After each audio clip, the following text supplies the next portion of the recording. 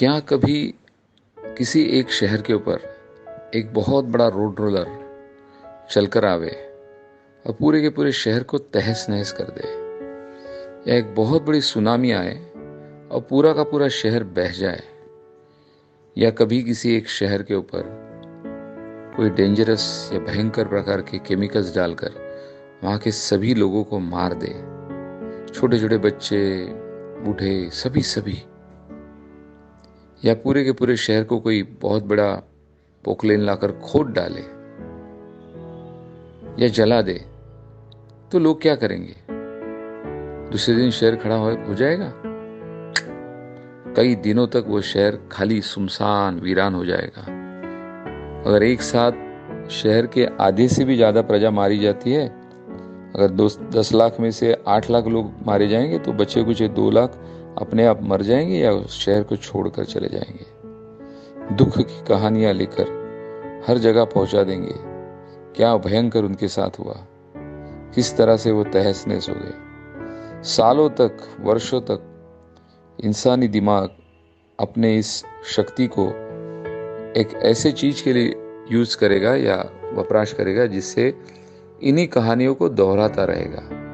उन भयंकर कहानियों को अलग अलग रूप दिया जाएगा और कभी न होने वाली क्षति एक ही बार हो चुकी है और जिसे कभी न भरने वाली क्षति हो गई।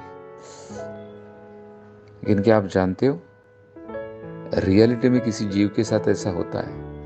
हाँ हाँ हाँ, हमारे बगीचे में या कहीं पर जमीन के यहाँ पर इंसान से भी ज्यादा बस्ती किसकी होगी ना, तो वो है चींटियां, एंट।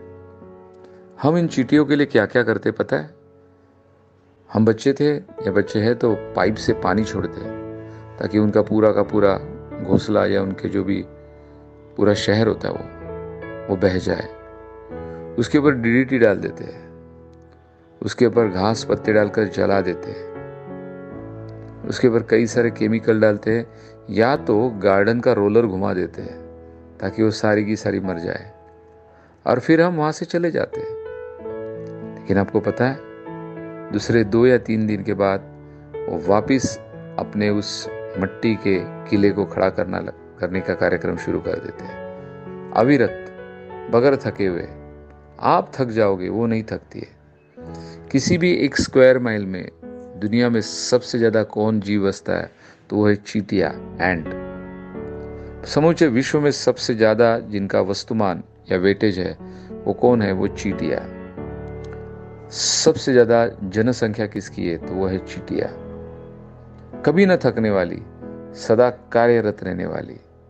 उनको इतना ही मालूम है कि जीवन मुझे काम करने हेतु भेजा है, ये तो सब चलता रहेगा। जैसे मराठी में कहा है, मरे एक त्याचा दुजा शोक वाहे, पुढे चालुनी तो ही जात है।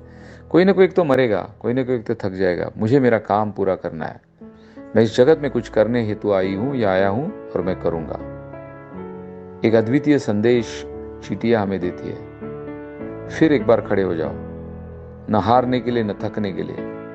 पुरानी कहानियां भूल जाओ, नई कहानी रचने के लिए वापस तैयार हो जाओ। समूचा विश्व आपका है। एक ना एक दिन आप ही इस विश्व पे राज करोगे। जो चाहोगे वही मिलेगा। सिर्फ और सिर्फ अविरत कार्य करते रहो, दिन हो या रात। थक मत जाना।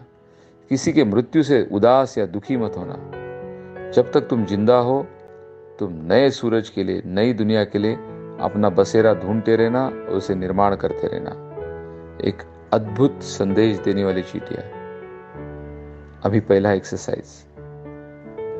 आज से जब भी आपको समय मिले, कुछ क्षणों के लिए चींटियों को देखो, शांति से देखो, या उनके लिए अलग अलग जगह पे शक्करदाने डालो। देखो वो क्या करती है, कितने लंबे से खींच कर लेकर आती है। उनके शरीर से कितने सारे वजन होते हैं, जो उनके शरीर से कितने सारे गुना बड़े होते हैं, उसको खींच कर लेकर आती है। एक अकेला थक जाए तो मिलकर हाथ बटाना, इस तरह से सारे मिलजुल कर काम करती है। क्या जोश होता है। उनको एक शक्करदाना मिले ना, एकदम जोश से वहां पर टूट पड़ती है। कुछ मिला है, कुछ मिला है। छोटे से दाने का भी वो बहुत बड़ा आनंद मना लेती है। जीवन के एक छोटे से क्षण को भी हम मनाना चाहिए हमें। बस छोटा सा अभ्यास करके देखो। चींटियों को एक हाथ दाना कहीं डालो और देखते जाओ कितने आनंद से, प्रमोद से वो उसे खींच कर लेकर जाएगी। एक अकेली थक जाएगी तो दोनों तीनों साथ में मिलेगी। बस यही तो थीम है। जीवन है चलने का नाम, चलते रहो सुबह शाम। फिर कभी नहीं आओगे, सिर्फ चलते रहो, सिर्फ करते रहो, अविरत कार्य करते रहो।